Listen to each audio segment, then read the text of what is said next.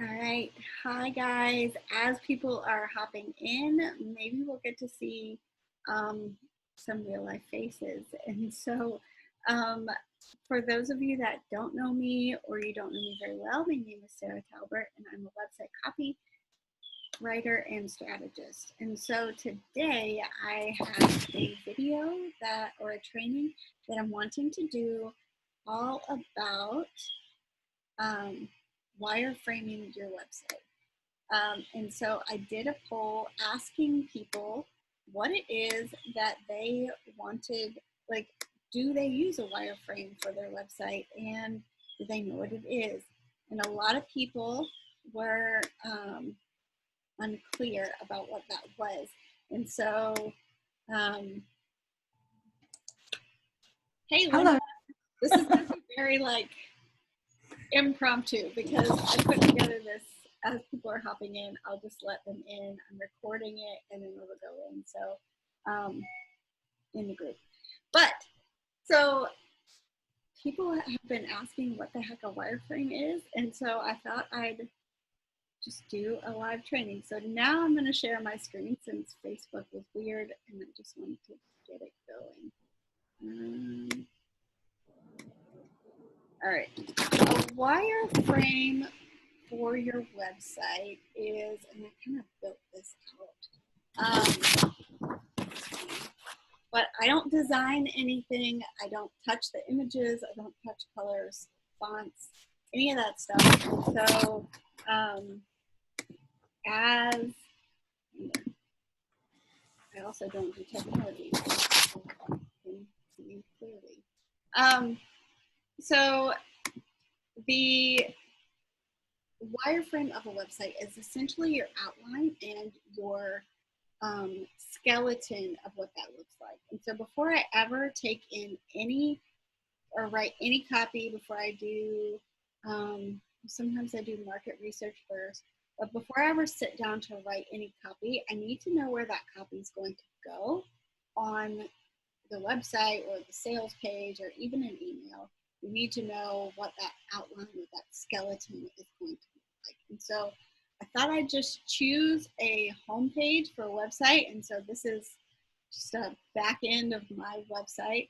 And so I just want to see, do you know if it's going to let me see with me sharing my screen if other people are trying to get in?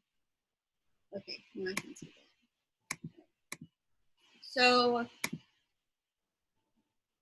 I'm going to go through the different pieces of this wireframe homepage. And the way that I typically lay out a homepage is according to Donald Miller's story brand. And so if you have not heard of him, go find him, go read all his stuff. But the top part, the top skeleton, the top first piece of bone of your homepage should include your hero image. And that is just this top piece here. They call it above the fold, which means before anyone scrolls at all, you want them, this is what they see. And so this needs to have a simple value proposition and a simple call to action. I disagree that this needs to be your freebie or some other form of like opt-in. I think it needs to lead to a call with you or to your services page.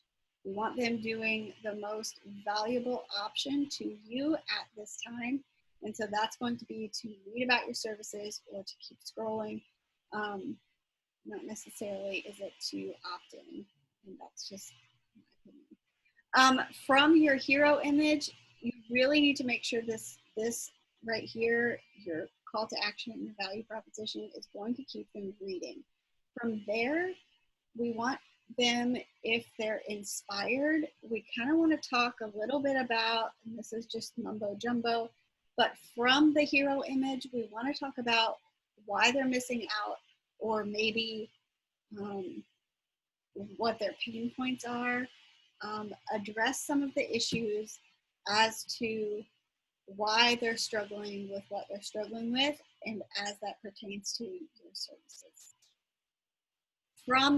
So I kind of call that like the stakes. What's at stake for them not getting this amazing heading here. From there, we want to talk about the plan. No, your value proposition. Sorry, I have my notes here and things are a little distracted today. But we have your value proposition from there. And so that needs to be in 3 separate sections with maybe some icons that kind of grab your attention and allow you to see, this is why you're different. This is what makes you unique. This is what helps you stand out. And why, if I'm feeling these pain points, why are these 3 things going to help make things better for you? You guys can check out my homepage. I don't have all these pieces on mine, but I can share that as well. And you can see the visuals and how it kind of lays out. But again, the wireframe is just a skeleton. So we have the value proposition laid out in 3 sections. From there, we talk about the plan. Well, I have this a little mixed up. So from here, I apologize, we can talk a small bit about your business. We don't want to discuss like that you love coffee and your favorite animal is a cat and all of these personal things. We want it to be kind of like flexing your muscles as it pertains to your industry and you as the guide. And so Donald Miller talks a lot about how we don't need to be the hero for our customers. We need to be the person that's guiding them to their next best steps, again, as it pertains to your services. And so this needs to be an opportunity for you to show off a bit how you can help them. Okay, this is kind of an inspiration part. You want them to see themselves in your process here. And again, don't get wordy, don't make things like roll on and on. We really want this section to just be about how you as a service provider are going to change their life. From there, we want to talk about the plan. Okay, so the plan, this 3-step process is different from the other 3-step process here.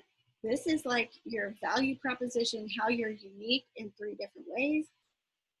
This is your process. Okay, so we want your process to be in 3 simple steps, what it looks like when they work with you. Okay, so what it looks like when they work with you. You want customers to know that it's easy to do business with you. They don't have to jump through a ton of hoops to get there. Include a few short sentences under each section so that they can see themselves in the process. And so for me, sometimes that I just did a website and it was like, schedule a call, get your book designed, show off your new book. And so she designed books for businesses, like custom books for realtors or custom books for different people. And so it was book a call, get your stuff, advertise your business. And so that 3-step process needs to be easy and they can easily walk away going, oh, so if I book this call, then I'm going to get this and this and done. You don't want to overcomplicate it. From there, this is a good place to add testimonials. And so you've talked about how you're different. You've talked about how amazing their life is going to be and what that process looks like. From here is a good place to show proof, show social proof of that you can do all the things that you've just promised them that you can do. And then from there, I suggest your lead magnet. I don't suggest saying get your free anything, but I just put that there for a placeholder. I suggest talking about your lead magnet here at the bottom, because if they're scrolling, then maybe they've gotten a little bit curious and they're not ready to buy, but at least they know who you are by now and they're not just opting in and forgetting who you are. This is a good place to put that. And then on the bottom of your page, if there's anything random that you feel absolutely necessary to have, certain businesses have certain privacy policies or certain other things that you feel very vital to have on the very bottom. This is a good place. And so I just put some social icons here to have a placeholder for that wireframe. So if you have other things that, like I said, they call it, Donald Miller calls it the junk drawer. And so just kind of shoving it all the way to the bottom. So this is a wireframe for your website, just this outline. It makes your user experience so much easier. It doesn't make clients have to rummage through your site to find out how you help, because they're not going to do that. They're going to click off. You have 2.5 seconds to engage them with this top section to get them to scroll. And so if you've jammed it full of words and you don't have the wireframe that's going to guide them to the next steps, then they're going to click off and you're going to miss out on a lot of opportunities. And so we design the wireframe so people can clearly see the next steps, guide them through how to work with you. So trainings like this are going to be like weekly or bi-weekly. I haven't decided in my Nailed It membership. And then from there, we'll talk about how to insert the copy and how to do each section of copy and writing headings and pin points and all of that. And so if you haven't seen that, then I'll put a link to that, but it's $200 a month or $1,000 for 6 months, paid in full up front. So we'll be talking about how to write the sales page copy, how to do all these different copywriting techniques so that your website's not a stale piece of marketing material, so that you can write emails that convert, sales pages, and so forth. So I hope you guys have a great day, and sorry for the tech confusion, but Linda, thanks for being here. And I hope you guys have a fantastic day. Thank you. It's very helpful. You're welcome. I'm going to stop recording.